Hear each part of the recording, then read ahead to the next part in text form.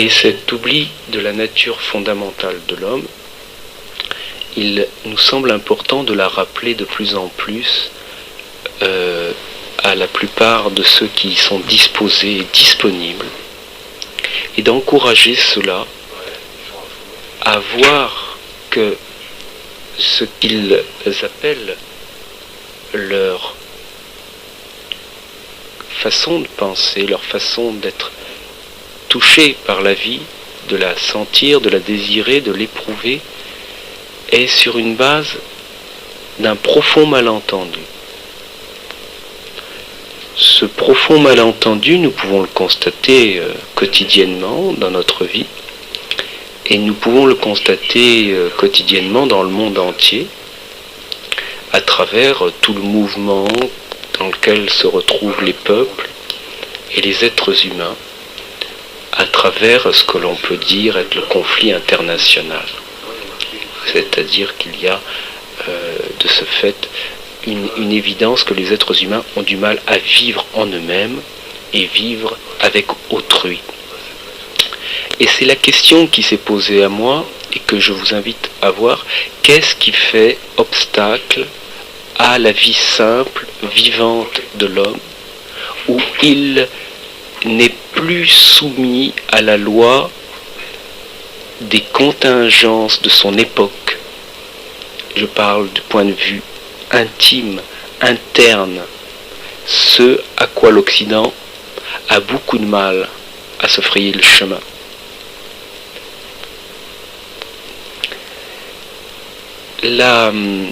Et quand je dis l'Occident, c'est juste un constat, car il y a d'autres continents où cette évidence dont je parle est beaucoup moins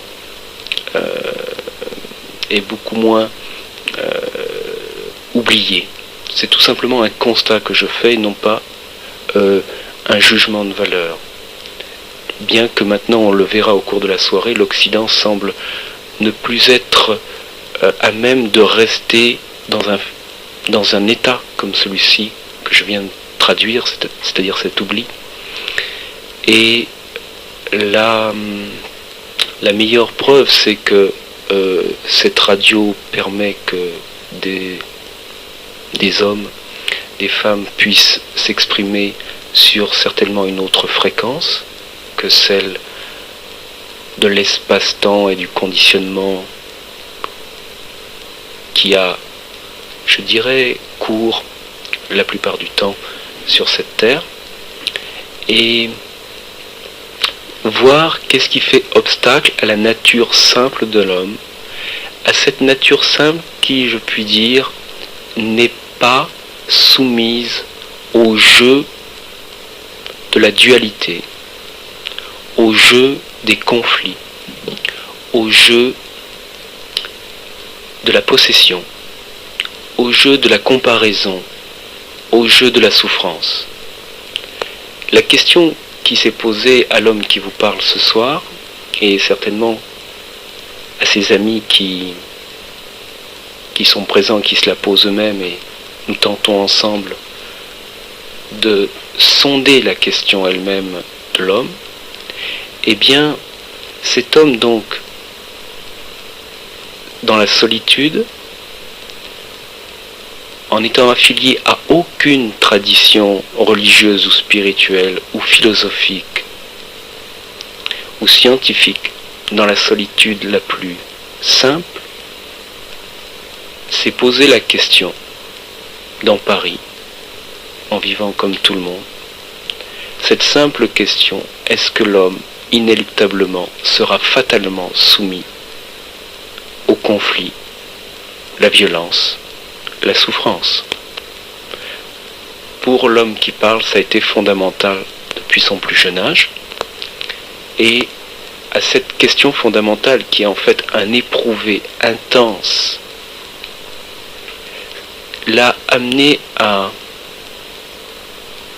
plonger à la racine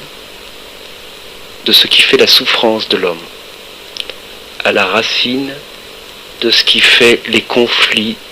sur la terre, à la racine de ce qui fait que les peuples s'entretuent, qu'il y a des problèmes ethniques, qu'il y a entre l'homme et la femme de graves difficultés à cohabiter sous le même toit, qu'entre les parents et les enfants,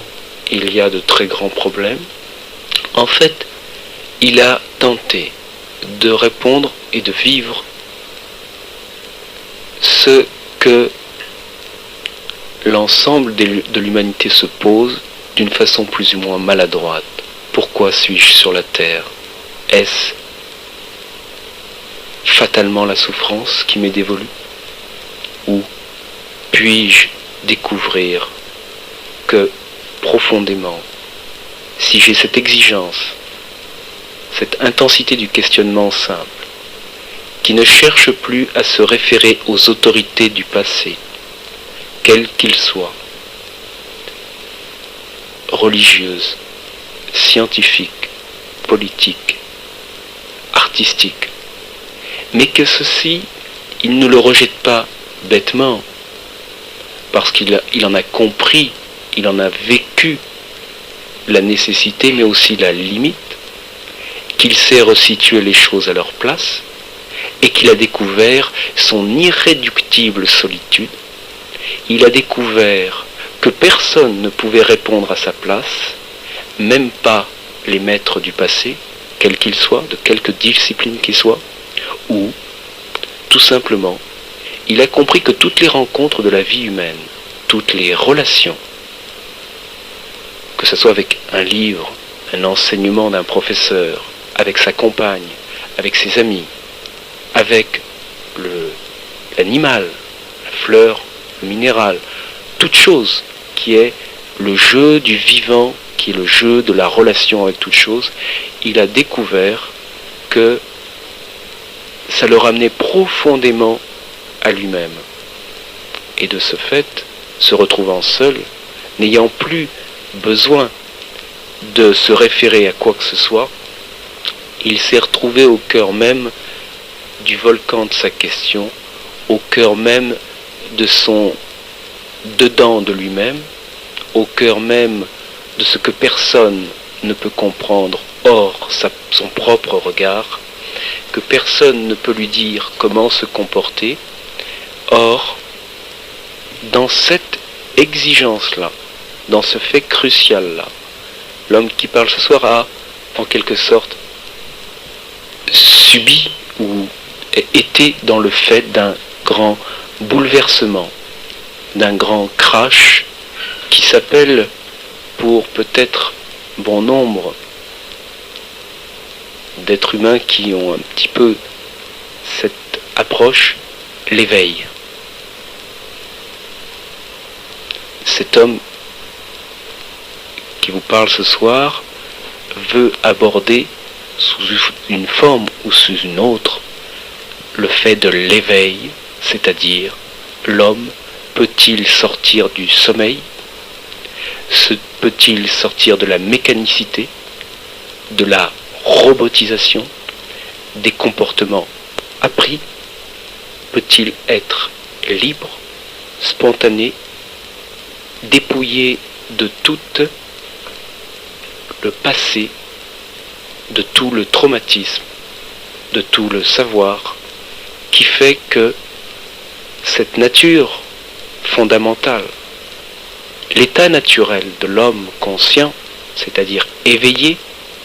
libre, sans limite, sans frontières, cet homme-là n'appartient plus à une façon humaine